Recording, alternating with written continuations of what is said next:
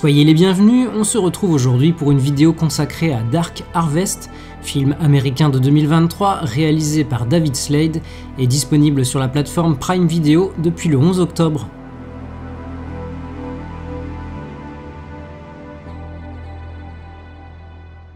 You think you're special? Why are you doing this? If you're born in this town, you're cursed. I'm ending this. Tonight. It ain't over.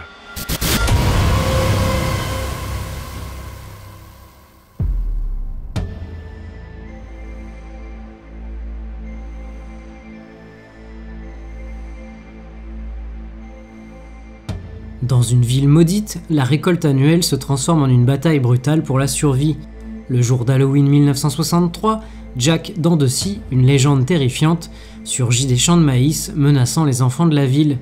Des groupes de garçons s'unissent pour vaincre l'épouvantail meurtrier avant minuit. Richie, un paria rebelle, se joint à la course, motivé par la précédente victoire de son frère.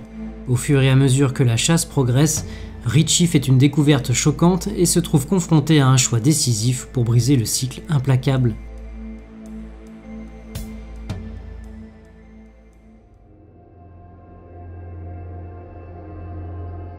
Après deux premiers longs métrages remarqués, Hard Candy en 2005 puis 30 jours de nuit en 2007, le réalisateur David Slade passait derrière la caméra pour Twilight Hésitation, troisième volet d'une saga qui m'indifférait totalement à l'époque et encore plus aujourd'hui. À la suite de cette expérience, le metteur en scène s'éloigna d'Hollywood, s'orientant alors vers le petit écran. Issu du clip vidéo, il mit à profit son style visuel et son sens de l'image sur des séries telles que Hannibal, Breaking Bad ou bien encore American Gods. En 2018, il réalisait pour le compte de Netflix l'épisode interactif de Black Mirror intitulé Bandersnatch.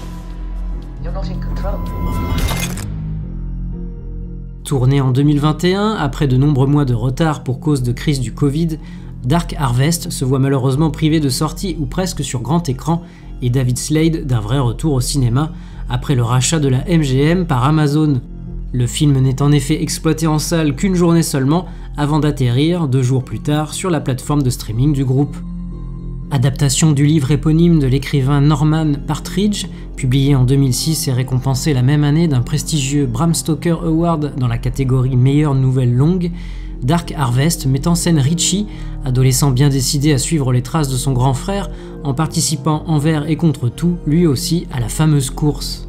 Un nom donné à un bien étrange rituel se déroulant durant la nuit d'Halloween, un affrontement aux règles extrêmement strictes et nombreuses, comme un mal nécessaire pour assurer les récoltes et donc maintenir l'économie d'une ville dont nous ne saurons jamais le nom, frappée par une terrible malédiction.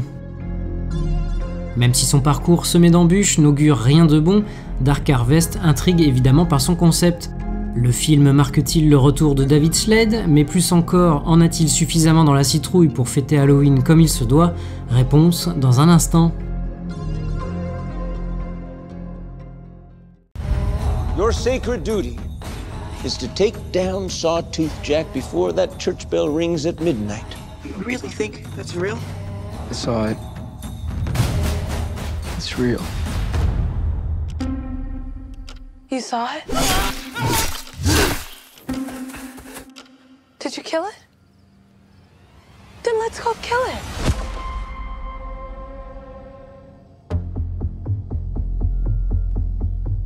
C'est donc à travers le personnage de Richie que le spectateur plonge en ce début des années 60 au cœur des festivités d'Halloween telles que pratiquées dans ce patelin.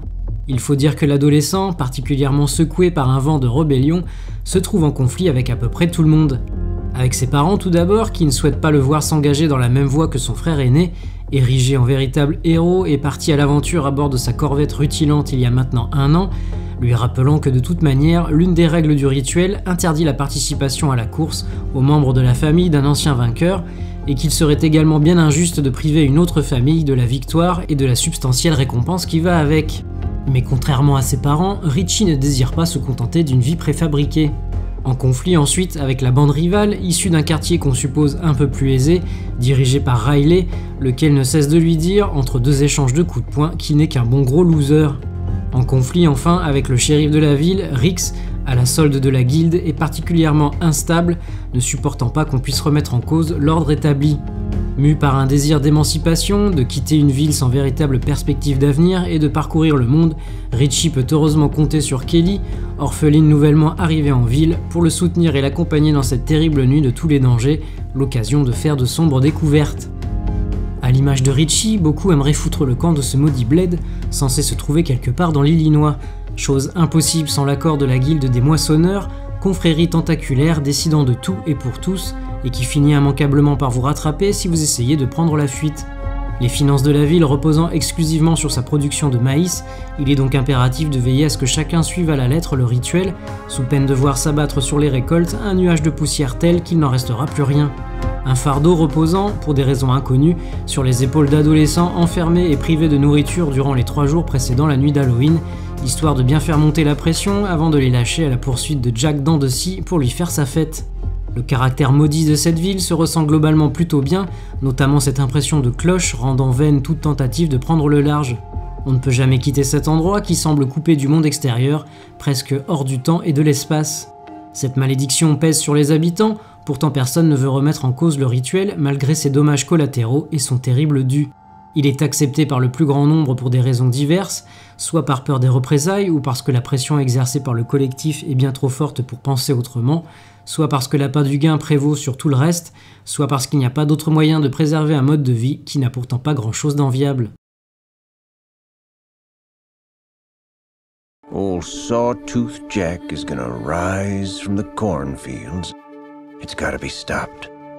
Kill or be killed. You've all heard the stories. We failed at our duties. And that black dust destroyed our crops, our lives. It must die, so we can live.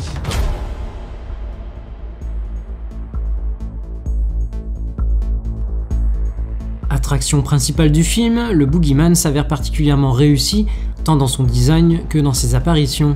Longiligne, torse nu et tête enfoncée dans une citrouille pourrissante, laissant deviner des yeux maléfiques et un sourire carnassier, Jack dents de scie, à défaut de faire dans l'ultra original, a au moins le mérite d'un look qui rend très bien, notamment lorsqu'il se met à briller telle une lanterne.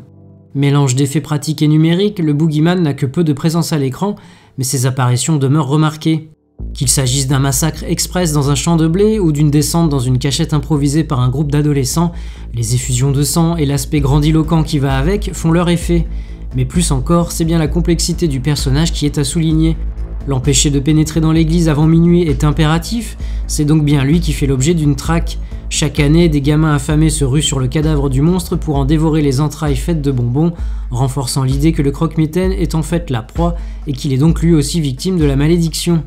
Véritable piñata vivante, il n'a bien entendu aucune intention de se laisser faire sans riposter violemment. La ville est en proie à la violence en cette nuit d'Halloween, mais pas seulement envers le monstre. Masque sur les visages, arme en main, il règne une telle tension, une telle folie dans les rues que tout pourrait dégénérer rapidement. Ce qui ne manquera pas d'arriver. Une violence également incarnée par le shérif, prêt à tout pour ramener les brebis dans le droit chemin, faire perdurer la tradition, quitte à favoriser un participant pour que le rituel arrive à son terme. Totalement en roue libre, il se rend finalement tout aussi dangereux que le monstre.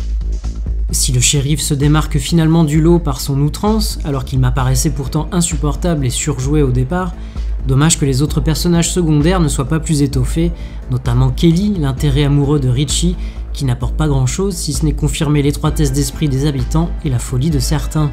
La mère de Richie, interprétée par Elizabeth Reeser, aura droit heureusement à une des meilleures scènes du film, quand, sourire forcé aux lèvres et gavé de médicaments pour supporter la vérité, elle finit par craquer complètement devant son fils.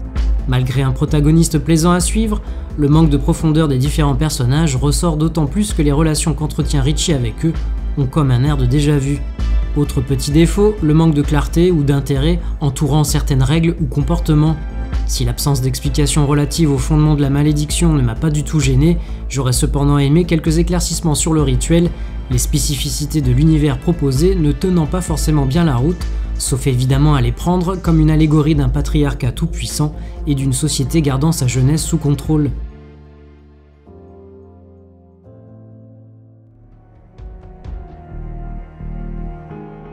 Bien qu'imparfait, Dark Harvest apparaît comme l'apéritif idéal pour bien entamer une soirée d'Halloween.